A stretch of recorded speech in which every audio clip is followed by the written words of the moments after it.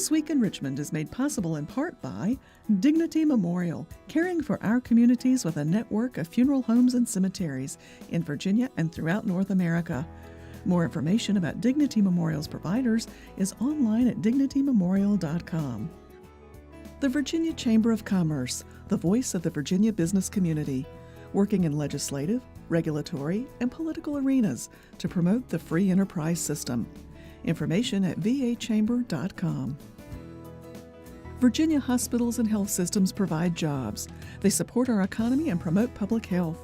Local hospitals are always open to help people with unexpected health needs. Having a stable healthcare network is vital. Virginia hospitals are our lifeline. It's amazing what my students with special needs can accomplish. Their pride is priceless. That's why I teach. Brought to you by the Virginia Education Association, because a good education is good for everybody. Additional support is provided by these sponsors.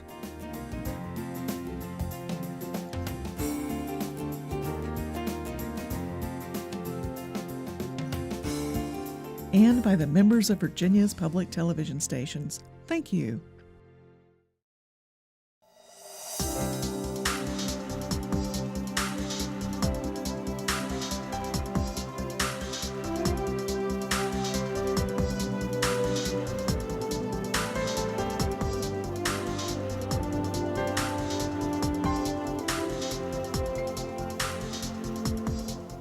Welcome to This Week in Richmond, and delighted to have three guests who are going to talk about an important subject. People are talking a lot about monuments these days, but we're not going to talk about a monument. We're going to talk about a tribute.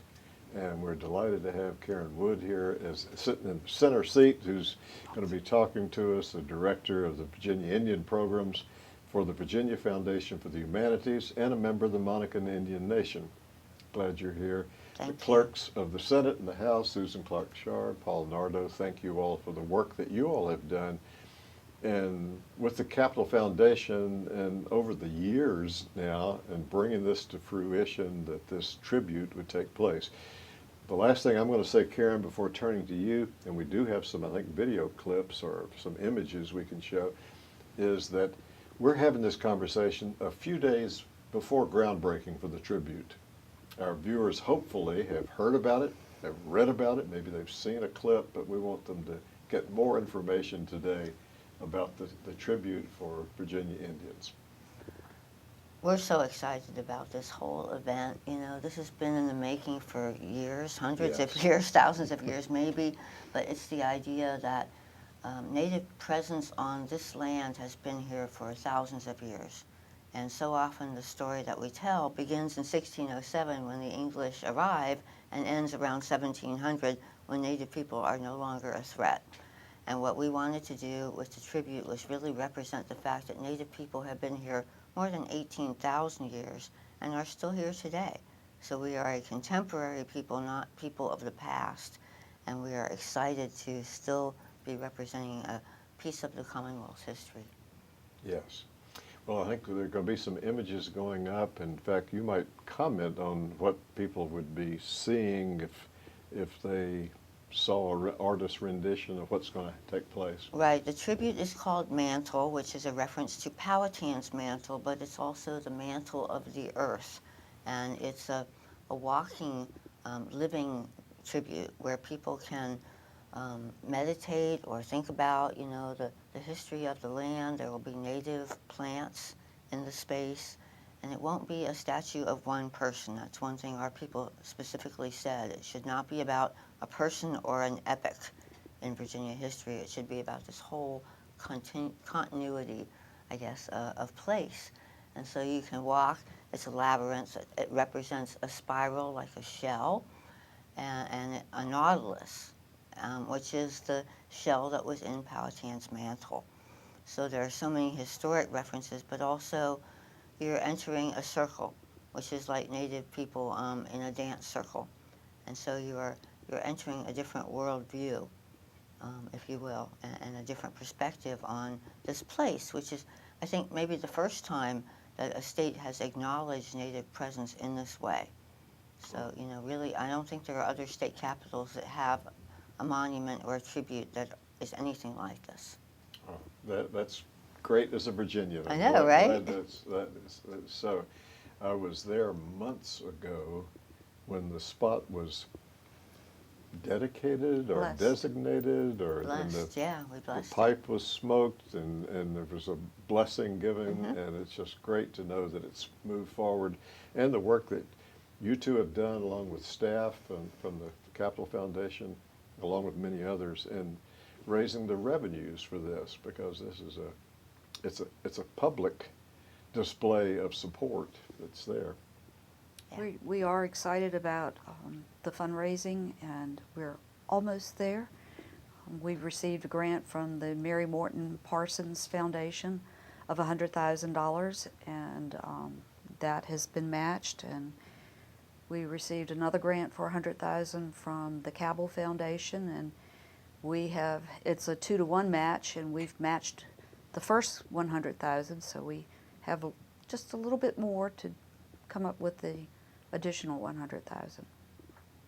So the budget is about $900,000 overall for the tribute, and so I think it's been a good testament, as Karen was saying, about people wanting to have that place, showcase the Virginia Indians and their contributions and lasting legacy. And so whether it's individuals or foundations or corporations, I think a lot of people see it as an opportunity to come together and do something that other states haven't maybe yet. Virginia certainly has led the way in a lot of different things, and I think this is certainly one. If we're not the first, we're certainly among those who are trying to do our level best to make sure that we're including as many different people who have all contributed to the fabric that is our Commonwealth, and I think it's very important.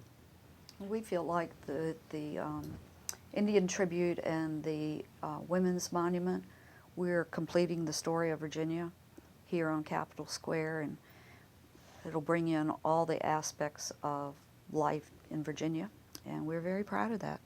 And I think, too, that one of the things that's most prescient about the Commemorative Commission is that they not only earmarked money for constructing the monument tribute, but also money for providing educational programming around it, because so many people learn next to nothing about Native people in Virginia, and we're going to get to help tell that story.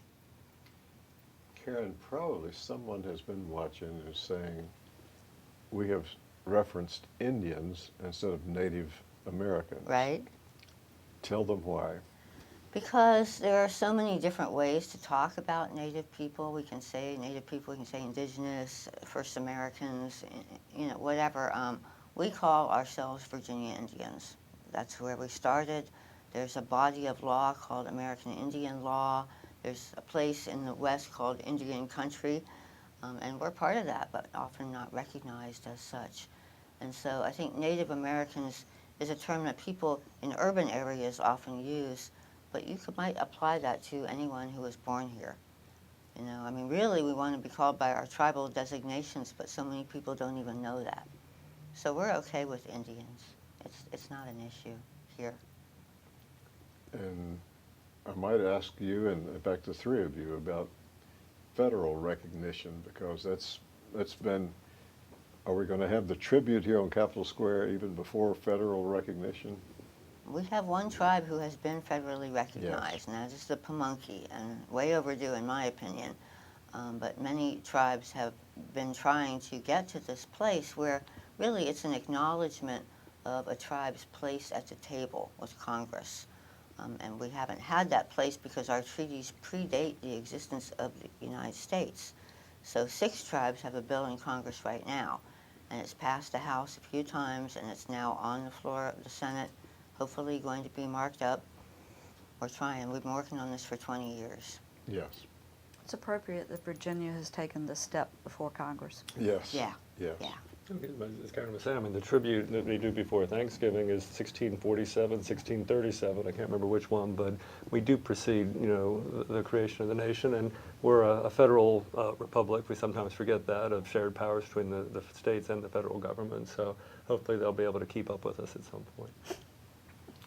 So Karen, tell our viewers also a little bit about the Virginia Foundation for Humanities and what your work is there as director of the Virginia Indian Program. Well, thank you. I've been working with the VFH for 10 years as a staff member, before that as a board member, and before that as a grantee.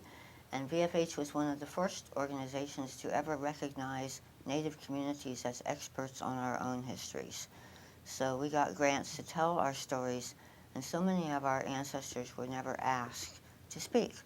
You know, so my job, which I'm so honored to do, is to help fill in the blanks.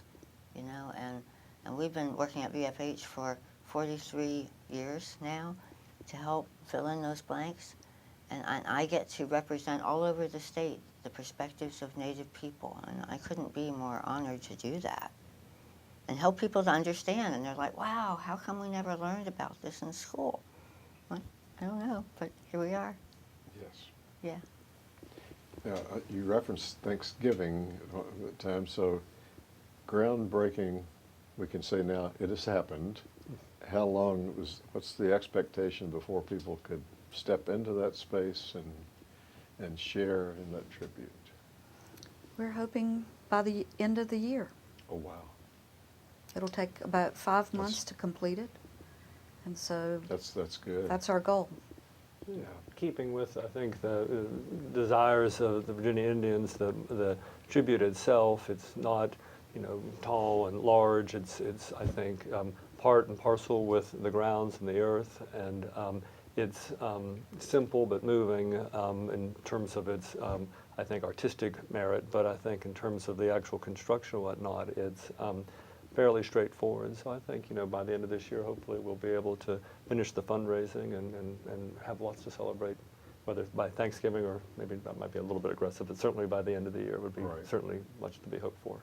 And I would like to add, too, that the person who conceptualized all this is a Native artist, a Mohawk man named Alan Michelson, who really got what we were about. You know, we didn't want a statue of Pocahontas. 50 years ago, that's what this would have been. And this is instead something that is really meaningful to so many of the tribal members and the leaders. Yeah, I can recall back in the early portion of this effort that you had several renditions or people submitted, and so it was highly competitive. Yes. To make the selection that you did of Mantle. Yeah. It was. And it's very difficult on these types of selections, whether it's for the women's monument or the Indian tribute, to, as Karen was saying, they didn't want one person or one epic, but when you try to then stretch it across, it makes it very difficult sometimes to try to encapsulate an entire people or 18,000 years in one summation. That's you know, well, I guess why people are more artistic than I am, but they did a very nice job. And we did focus groups with the community and had a lot of interaction with the various tribes and a lot of input, and I think we answered what their feelings were. Thank you all three for being on This Week in Richmond. Our time is up. Thank you. Mantle shall take place. Thanks so much. I'm excited. Thank you.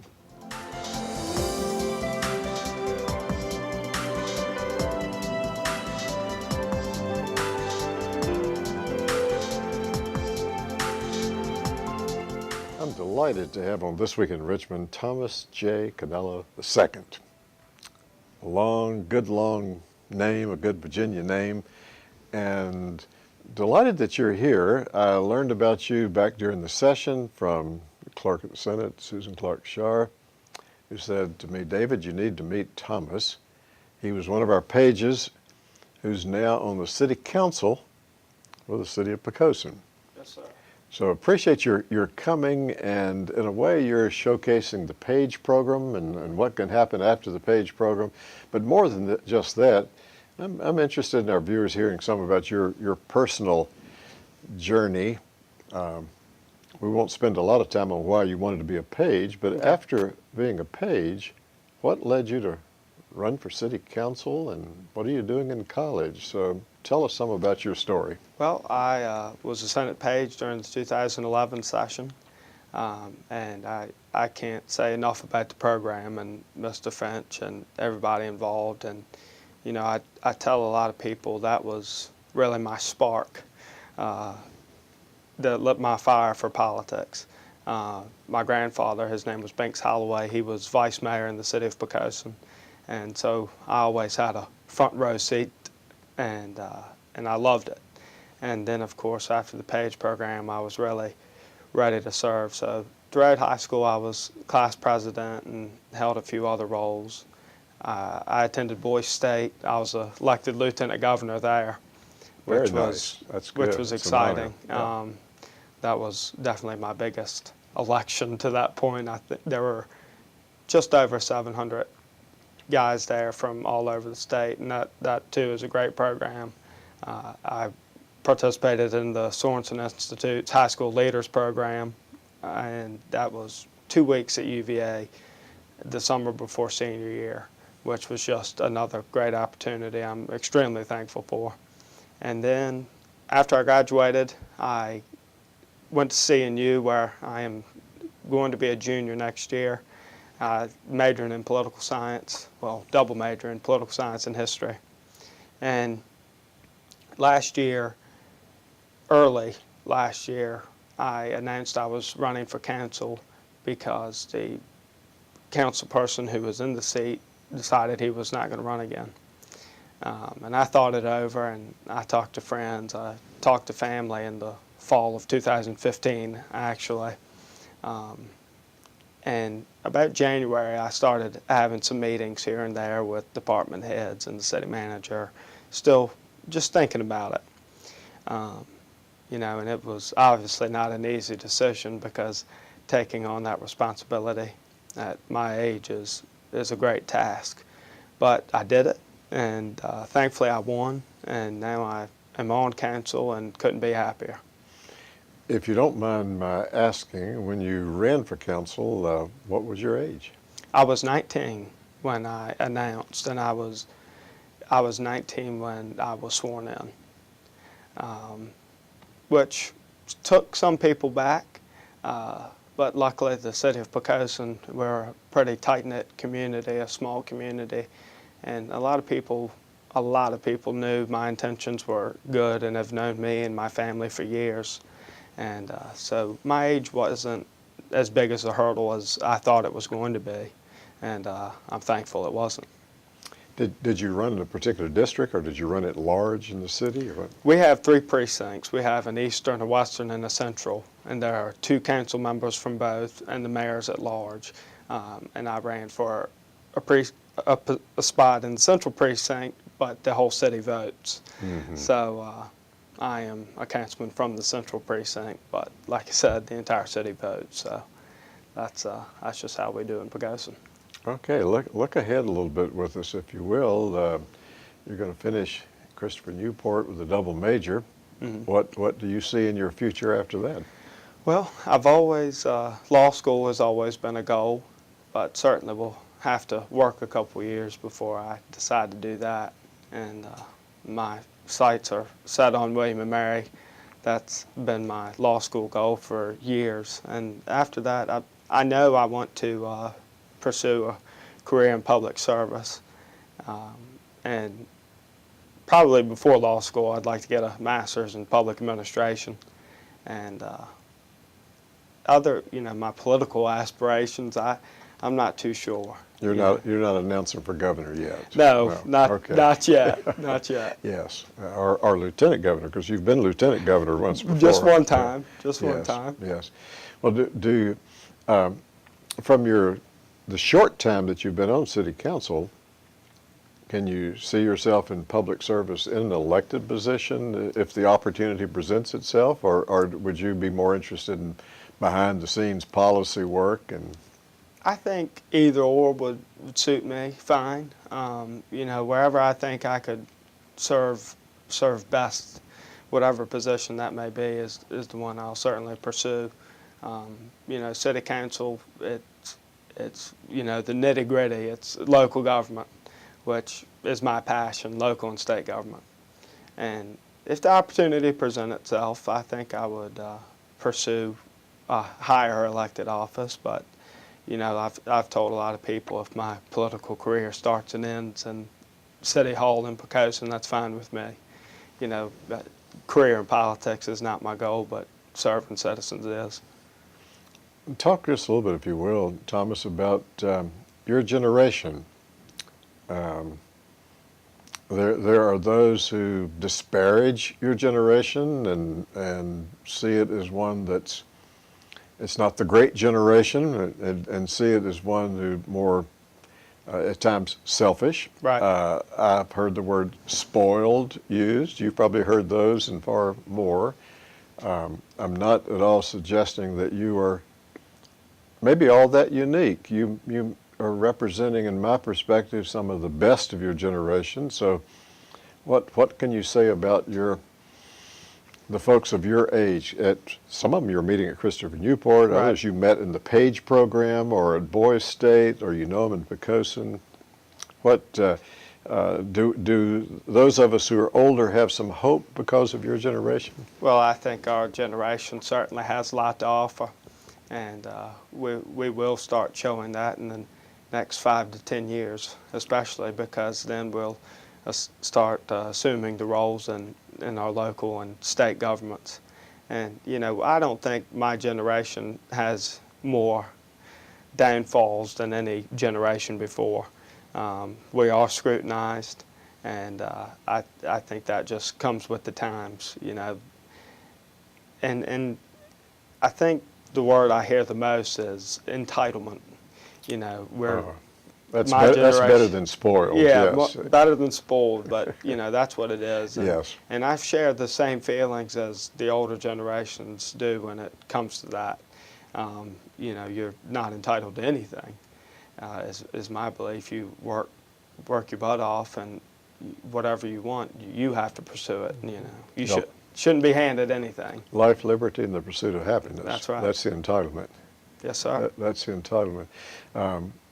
We're having this conversation, and our viewers will be seeing it after there's been a primary election here in the Commonwealth, but they'll be seeing it months before the November election.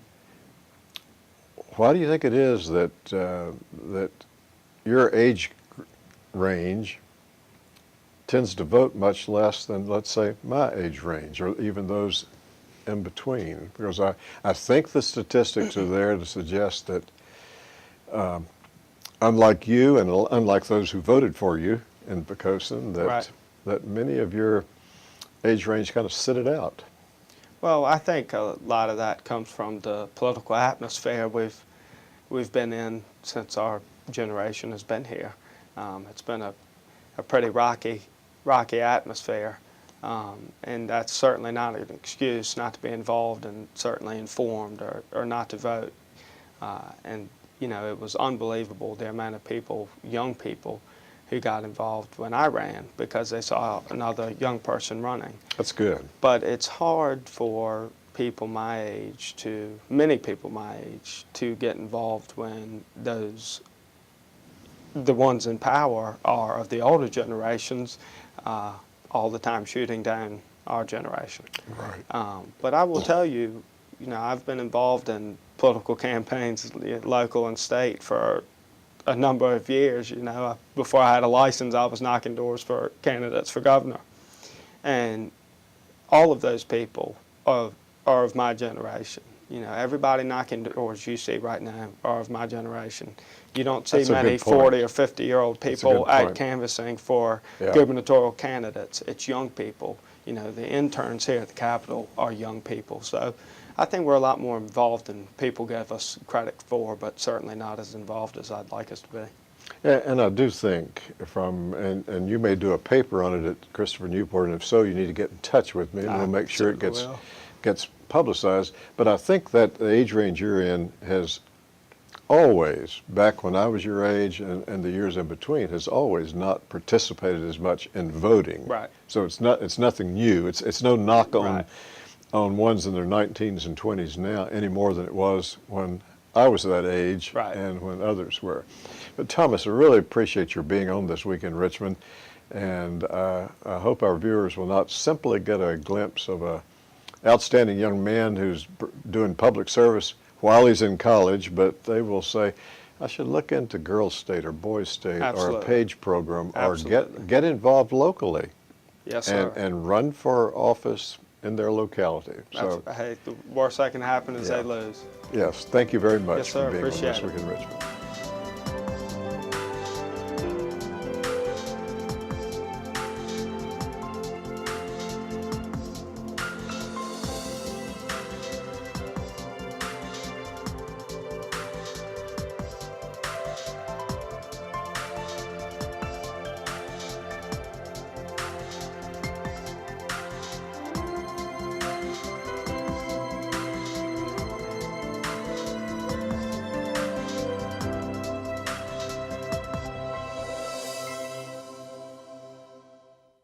This Week in Richmond is made possible in part by Dignity Memorial, caring for our communities with a network of funeral homes and cemeteries in Virginia and throughout North America.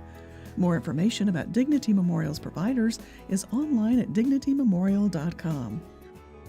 The Virginia Chamber of Commerce, the voice of the Virginia business community. For jobs, the economy, and public health, Virginia Hospitals, our lifeline. The Virginia Education Association, because a good education is good for everybody. Additional support is provided by these sponsors.